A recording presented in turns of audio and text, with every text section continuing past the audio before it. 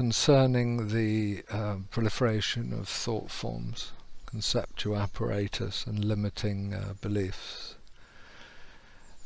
We become, or we're drawn to, or perhaps we reject religion in its forms of dogma, in its forms of concretizing narrative, storyline and cultural references. Some we like, some we don't like. You see, we're drawn towards the East, or we're drawn towards the Middle East, or perhaps we're drawn towards the mystery traditions of early Europe, or northern or southern, whatever the belief systems, the religio, spiritual understandings of these different forms. I would say that they all have one thing in common, and that is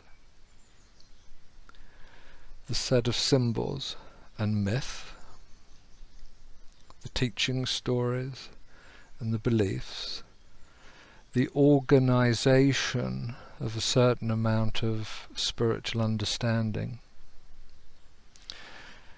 is a way of presenting what is symbolic as actual. Now, in symbol, as everybody knows in a sense, something is being pointed to. You write something down like the world, or dinner, or mum. You don't think for 1 minute that that written symbol, that indication, is your mother, or is your dinner, or is the world itself. It's a symbol pointing towards something, you see. Similarly with a picture, similarly with a story. So why is it we don't understand that the thought and the belief and the cleaving to a religious tradition isn't of the same, isn't of the same nature? That the thing in and of itself is not the actual. It's not reality, in truth, but is a symbolic set, structural set of symbols to understand something that is beyond understanding. Religion in this way could be a leaping off point, it could be a jumping off point into reality itself, but to be enmeshed in religion per se and not to see past the symbols and the dogma and the belief systems and structures is to miss the very point.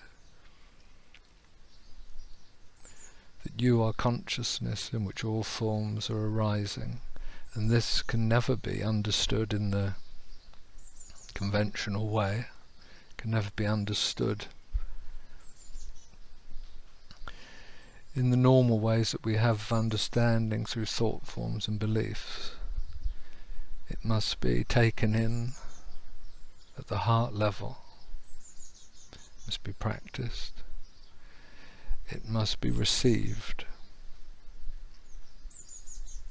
You are not an individual being in the world for whom certain events and relationships are appearing, coming about, pleasing you, and others not pleasing you. You are the very consciousness in which all these things arise.